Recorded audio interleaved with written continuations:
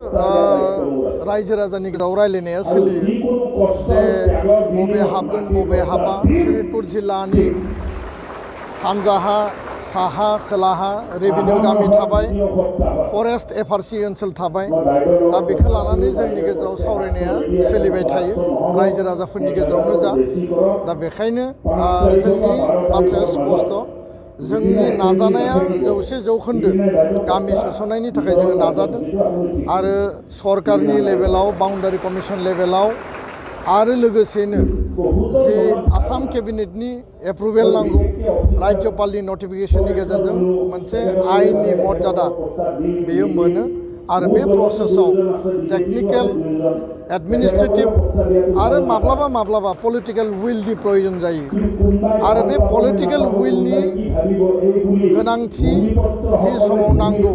माब्लाबा बेयो खम जायोब्ला बेयो लेहेम जायो दा बेखायनो जों बुंदों जे स्पिडि मेनाराव आखरे गामि सोसननाया जानांगौ समस्ति दानाया जानांगौ आरो बिनि गेजेरजों बिटिआरनि जि दफा मावफुंनाया आबुङै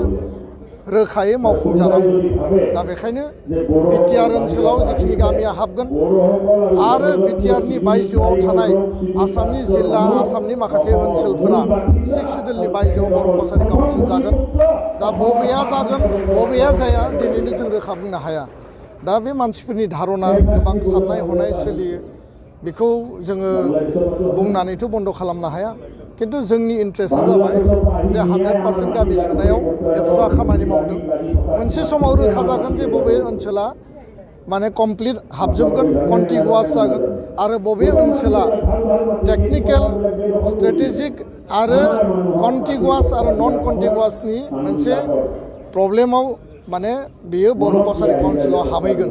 बे मोनसे समावसो बेखौ रोखायै बुंनो हागोन दा बेखायनो एसे धैर्य हमनानै नेनांगोन जोङो आसाबादि रायजो राजायाबो आसाबादि आरो बेखौ लानानै जोंनि गेजेराव दावराव दावसि जोंनि गेजेराव जेंना जेंसि जानाङा जों खौसेयै गसंनानै जेसेबां हायो एकर्डनि दफा मावफुंनायनि थाखाय जोङो गोसो होनानै खामानि मावनांगोन गोजोन्थों सनितपुर जिल्ला दुलाराय बर' फरायसा आफादनि 51थि जे थान्दै जखनथाइ खरामारियाव खुंनाय जादों आरो बेयाव रायजो राजानि जि बाहागो लानाय दुलाराय बर' फरायसा आफाद सनितपुर जिल्लाखौ जेरैबायदि रायजो राजानि मोनसे फोथायनाय मदद आरो आशीर्बाद सनितपुर जिल्लाया शक्तिशाली भाबै दिनैसिम बर' हारिखौ सिबिनायनि आरो सनितपुर जिल्लानि रायजो राजानि जेंना जेंसि सुस्रांनायनि थाखाय बिथांमोना देरहासार महरै खामानि मावनो हादों आरो बिनि नेरसोन महरै दिनै बाहागो लाफैनाय दिनै हाजार बर' रायजो राजायानो बेनि प्रमान दा बेखायनो दिनैनि बे मेलनि गेजेरजों आद्रा थानाय जिखिनि सनितपुर जिल्लायाव रायजो जानाय फरेस्ट ओनसोलनि रायजो राजायानो होन रेभिनिउ ओनसोलनि बर' हारि बर' गामि बिथांमोननि जेंना जेंसियानो होन बेखौ सुस्रांनायनि थाखाय एबसुआ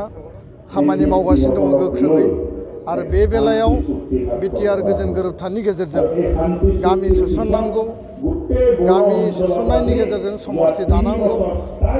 आरो बे ओनसोलाव फरेस्टनि जे हा बे हाखौ एन्टाइटेलमेन्टखौ रायजो राजानो जि मोनसे होनायनि जि हाबाफारि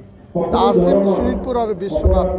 ढेकियाजुलिनिफ्राय लानानै गहपुर समस्तिसिम 9457 परियालनो होनाय जाबाय आरो बिनि गेजेराव ढेकियाजुलि समस्ति आरो गहपुर समस्तियानो हाइस्ट आद्रा थानाय रायजो राजाफ्राबो बेनि एन्टाइटेलमेन्टखौ मोनगोन दिनै मानगोनां मन्त्रि अशोक सिंघाल बिथाङा बाहागो लाफैदों आरो जाय हा हुनि खामानि मावगासिनो दङ डिस्ट्रिक्ट एडमिनिस्ट्रेसननि जानानै एडिसि बायदियाव बिथाङा बाहागो लाफैदों बेनो मोनसे प्रमान जे प्रसासन आरो सरकारा बर' रायजो राजानि जिखिनि जेंना सुस्रांनायनि थाखाय बिथांमोना गोसो होनानै खामानि मावदों आरो दुलाराय बर' फरायसा आफादनि नारसिननाय प्रेसार बेनि थाखायसो सरकारा मावनो बाध्य जादों दा बेखायनो फैबाय थानाय समाव जोंनि स्कुलाव टिचार होनांगौ सिंगोल टिचार जिर' टिचार स्कुलाव फोरोंगिरि टेट थिसननांगौ इजिएस जि सेन्टारफ्राव फोरोंगिरि गैया पोस्ट क्रिएशन खालामनायनि गेजेरजों बर' थुनलाइ आफाद एबसुआ नारसिननाय बायदियै सरकारा पोस्ट क्रिएशन खालामनो थाखाय दायित्व लादों 6.3 बिटिआर सुक्तिनि गेजेरजों LP ME हाई स्कुल बर' मिडियामनि प्रभिन्सियेलाइज खालामनायनि थाखाय जि दायित्व लानांगौ बेनि थाखाय गिबि मन्थ्रिनो लाइजाम लिरनाय जादों आरो नैबे बाजेट सेसनाव बाजेट हमनायनि गेजेरजों मावफुंनायनि थाखाय जोङो दाबि होनाय जादों।